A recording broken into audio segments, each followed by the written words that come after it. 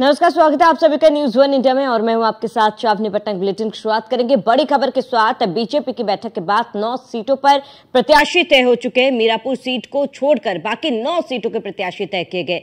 गठबंधन के तहत रालोद को मिलेगी मीरापुर की सीट। निषाद पार्टी अध्यक्ष संजय निषाद को मनाने का फॉर्मूला पार्टी ने तय किया।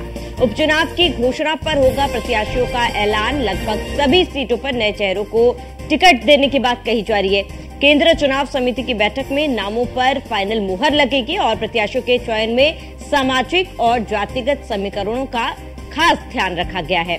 कटहरी, मिल्कीपुर, मंझवा में पिछड़े चेहरों पर बीजेपी दाव लगाएगी। मिल्कीपुर और कटहरी सीट बीजेपी के लिए प्रतिष्ठा का विषय बनी हुई है। केंद्रीय नेतृत्व को सभी सीटें जीतने का भरोसा दिया गया है।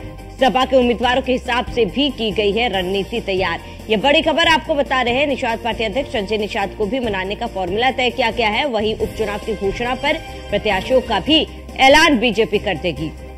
लगभग सभी सीटों पर नए चेहरों को उतारने की बात कही जा रही है। नए चेहरों को टिकट दिया जाएगा और वहीं केंद्रीय चुनाव समिति की बैठक में नामों पर फाइनल मुहर भी लग सकती है। ये बड़ी खबर आपको बता रहे हैं, जहां प्रत्याशियों के चयन में सामाजिक और जातिगत समीकरणों का खास ध्यान रखा गया है।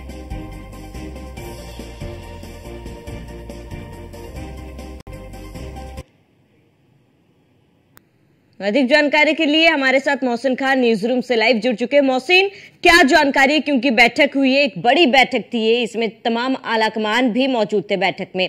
लेकिन मोहसिन, क्या लगता है, क्योंकि सपा ने कुछ प्रत्याशियों के नामों की घोषणा कर दी है, बीजेपी इस बार किन किन तमाम चीजों का ध्यान रखेगी प्रत्याशियों के चयन के समय? देखिए श्रावणी, निश्चित तौर पर विधानसभा उपचुनाव को लेकर ये भारतीय जनता पार्टी की बड़ी महत्वपूर्ण बैठक थी और इस सूत्रों के मुताबिक ये है कि 9 सीटों पर भारतीय जनता पार्टी ने अपने प्रत्याशियों के नाम लगभग तय कर दिए हैं और जैसे ही चुनाव की तारीखों का ऐलान होगा तो प्रत्याशियों की सूची भी जारी कर दी जाएगी।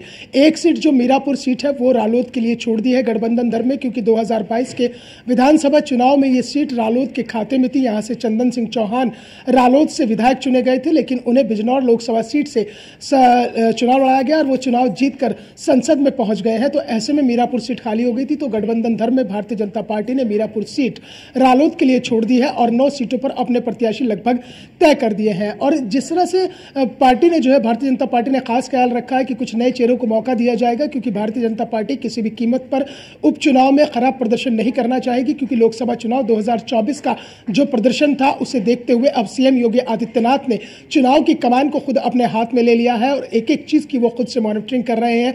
तो ऐसे में भारतीय जनता पार्टी ये मानकर चल रही है क्योंकि योगी के हाथ कमान है तो फिर जीत आसान हो जाएगी। इस तरह का भरोसा भी जो है केंद्रीय चुनाव समिति को दिया गया है।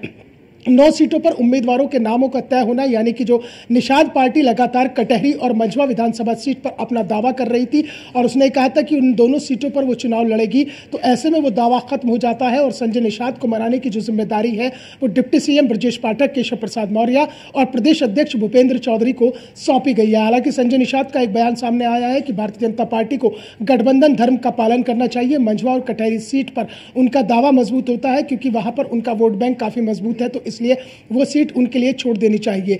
लेकिन भारतीय जनता पार्टी ने 9 सीटों पर अपने प्रत्याशियों के नाम तय करके ये बिल्कुल साफ संदेश दे दिया है कि केवल एक सीट गठबंधन धर्म में रालोद को दी जाएगी, बाकी 9 सीटों पर वो खुद चुनाव लड़ेंगे और किसी भी कीमत पर कोई ऐसी कोर कसर नहीं छोड़ेंगे जिससे कोई उपचुनाव में खराब प्रदर्शन हो, क्योंकि इस उपचुनाव को 2027 का सेमीफाइनल माना जा रहा है। दूसरा श्रावणी, अगर हम बात करते हैं इन 9 सीटों पर जहां भारतीय जनता पार्टी चुनाव लड़ने वाली है, एक सीट छोड़ी है मीरापुर, तो 7 ऐसी सीटें हैं जहां पर जातीय समीकरण के आधार पर अगर देखते हैं तो भारतीय जनता पार्टी के लिए राह ज्यादा मुश्किल नहीं होगी, राह आसान हो जाएगी। इसमें गाजियाबाद, मिल्कीपुर, मंझवा, कटहरी और खैर, ये ऐसी सीटें हैं जहां पर भारतीय जनता पार्टी के लिए कुछ ज्यादा मुश्किलात सामने आने वाली नहीं है। और सीएम योगी आदित्यनाथ ने जिस तरह से पूरा चक्रव्यूह तैयार किया, उस चक्रव्यूह में समाजवादी पार्टी को फांसने की पूरी रणनीति तैयार की गई है। हालांकि 3 सीटें ऐसी हैं जहां पर भारतीय जनता पार्टी को एक चुनौती मिल सकती है, जिसमें जो है मुलायम सिंह यादव जो की कर्मभूमि रही है और उसके अलावा समाजवादी पार्टी की जो परंपरागत सीट रही है करहल विधानसभा सीट, इसके अलावा मुस्लिम बाहुल्य कुंद्रिकी और कानपुर की सीसा-मऊ विधानसभा सीट, ये 3 विधानसभा सीटें ऐसी है जहां पर भारतीय जनता पार्टी को चुनौती मिल सकती है, क्योंकि करहल में लगातार से समाजवादी पार्टी का दबदबा रहा है। 2022 में अखिलेश यादव यहाँ से विधायक बने और अब उन्हीं के परिवार से तेज प्रताप यादव को यहाँ से टिकट दिया गया है।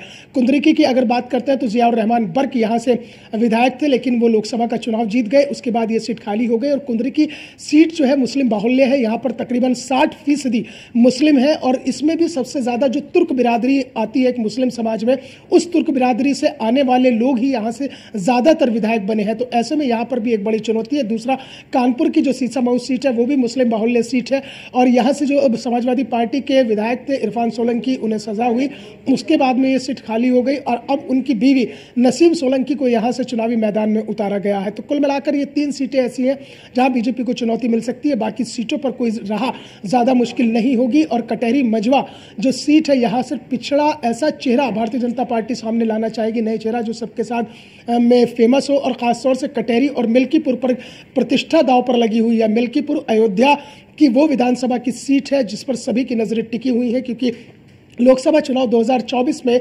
अयोध्या, जहां पर भगवान श्री राम के भव्य, दिव्य और नव्य प्राण मंदिर की प्राण प्रतिष्ठा हुई थी, वहां पर भारतीय जनता पार्टी को लोकसभा चुनाव में हार का मुंह देखना पड़ा और मिल्कीपुर विधानसभा से विधायक रहे अवधेश प्रसाद अयोध्या से चुनाव जीतकर लोकसभा में पहुंच गए। अब उन्हीं के बेटे अजीत प्रसाद को मिल्कीपुर से समाजवादी पार्टी ने अपना उम्मीदवार बनाया है। तो ऐसे में मिल्कीपुर पर भी सभी की नजरें टिकी हुई है और मिल्कीपुर की मॉनिटरिंग खुद सीएम योगी आदित्यनाथ कर रहे हैं। और अगर बात करते हैं इलेक्शन मोड की, तो भारतीय जनता पार्टी इन 10 की 10 विधानसभा सीटों पर अपने चुनाव प्रचार का पहला चरण पूरा कर चुकी है। अब तक वो मुख्यमंत्री योगी आदित्यनाथ इन 10 के 10 विधानसभा क्षेत्रों में तकरीबन 5,000 करोड़ की परियोजनाओं और योजनाओं का शिलान्यास कर चुके हैं। रोजगार मेले के जरिए तकरीबन 30,000 युवाओं को वो रोजगार उपलब्ध करा चुके हैं। तो ऐसे में कहीं ना कहीं जो जनता है और मतदाताओं के मिजाज को भांपने की जो भारतीय जनता पार्टी ने कोशिश की है, उसको लेकर जो केंद्रीय चुनाव समिति की बैठक हुई उसमें काफी मंथन हुआ और एक एक सीट पर पूरा ऑब्जर्वेशन किया गया है। देखिए, यहाँ एक बात और बड़ी महत्वपूर्ण हो जाती है कि भारतीय जनता पार्टी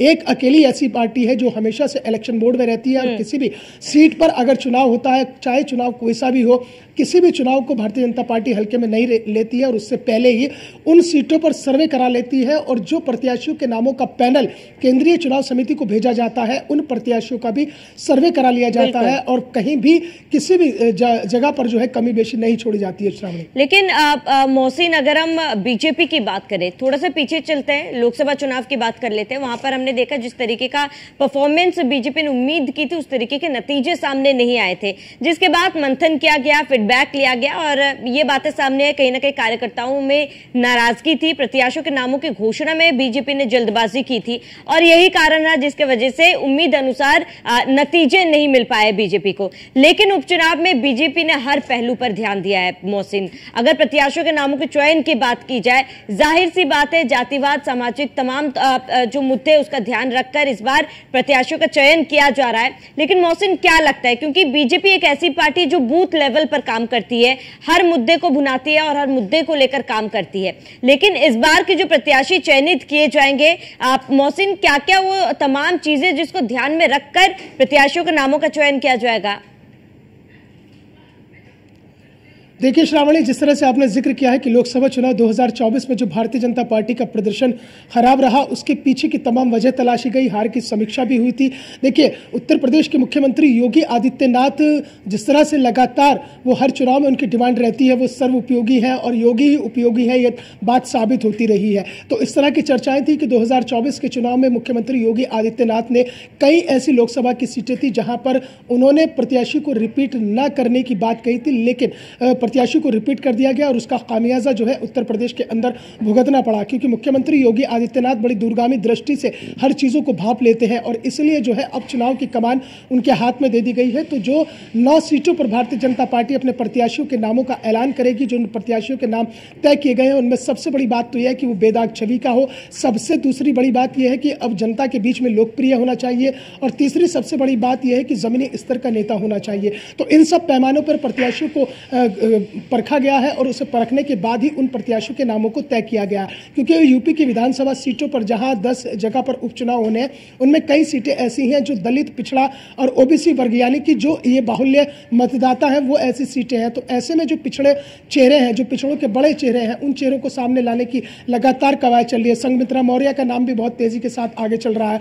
तो कुल मिलाकर जो एक प्रत्याशियों के नामों को तय करने की एक रणनीति भारतीय जनता पार्टी ने तैयार की है, उसमें तमाम पैमाने पर उस कसौटियों को खरा परखा गया है और बूथ लेवल पर जाकर, क्योंकि बूथ स्तर पर भारतीय जनता पार्टी अपनी पार्टी को मजबूत करती है और वो कहती भी है कि अगर आप बूथ जीत जाओगे तो आप चुनाव जीत जाओगे।